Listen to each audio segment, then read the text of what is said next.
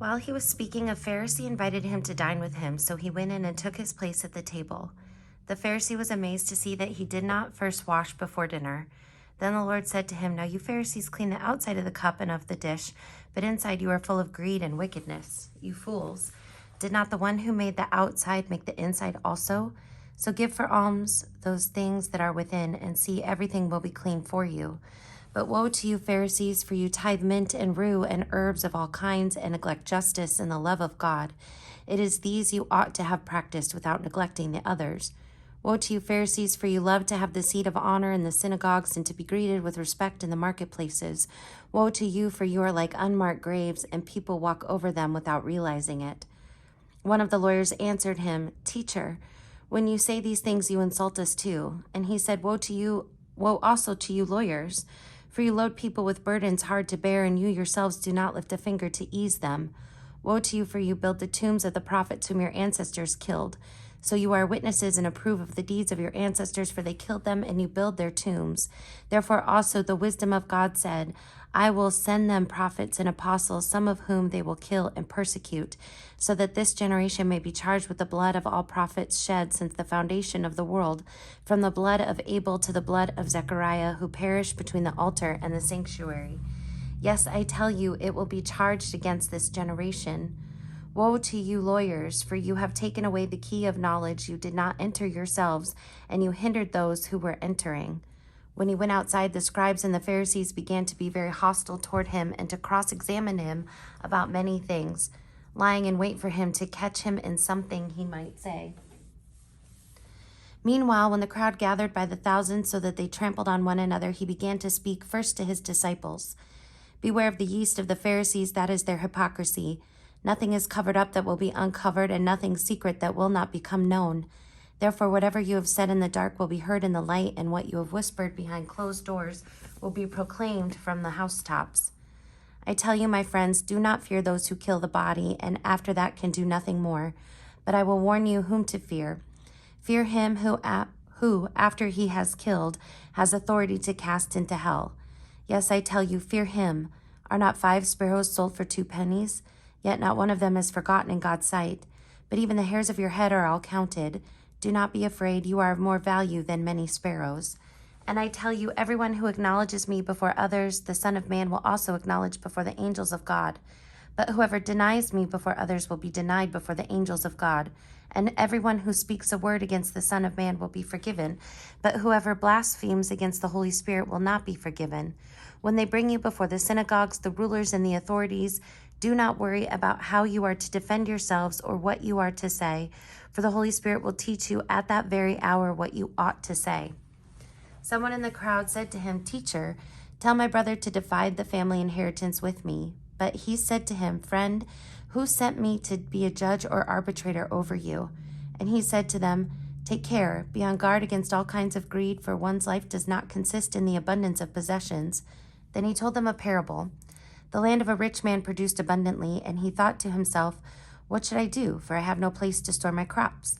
Then he said, "I will do this. I will pull down my barns and build larger ones, and there I will store all my grain and my goods. And I will say to my soul, 'Soul, you have ample goods laid up for many years. Relax, eat, drink, be merry.' But God said to him, 'You fool, this very night your life is being demanded of you, and the things you have prepared, whose will they be?' So it is with those who store up treasures for themselves, but are not rich toward God." He said to his disciples, "Therefore I tell you, do not worry about your life, what you will eat, or about your body, what you will wear. For life is more than food, and the body more than clothing.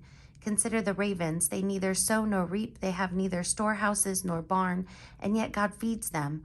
Of how much more value are you than the birds? And can any of you, by worrying, add a single hour to your span of life?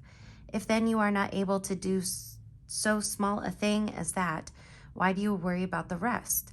Consider the lilies, how they grow. They neither toil nor spin, yet I tell you, even Solomon in all his glory was not clothed like one of these. But if God so clothes the grass of the field, which is alive today and tomorrow is thrown into the oven, how much more will he clothe you, you of little faith? And do not keep striving for what you are to eat and what you are to drink, and do not keep worrying, for it is the nations of the world that strive after all these things, and your Father knows that you need them. Instead, strive for his kingdom, and these things will be given to you as well. Do not be afraid, little flock, for it is your Father's good pleasure to give you the kingdom. Sell your possessions and give alms. Make purses for yourselves that do not wear out, an unfailing treasure in heaven where no thief comes near and no moth destroys. For where your treasure is, there your heart will be also. Be dressed for action and have your lamps lit. Be like those who are waiting for their master to return from the wedding banquet so that they may open the door for him as soon as he comes and knocks. Blessed are those slaves whom the master finds alert when he comes. Truly, I tell you, he will fasten his belt and have them sit down to eat, and he will come and serve them.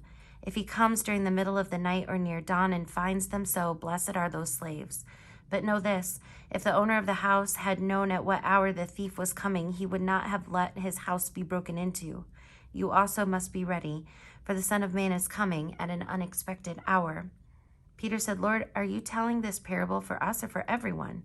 And the Lord said, who then is the faithful and prudent manager whom his master will put in charge of his slaves to give them their allowance of food at the proper time? Blessed is that slave whom his master will find at work when he arrives.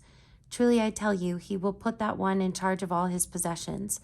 But if that slave says to himself, my master is delayed in coming, and if he begins to beat the other slaves, men and women, and to eat and drink and get drunk, the master of that slave will come on a day when he does not expect him and at an hour that he does not know, and will cut him in pieces and put him with the unfaithful.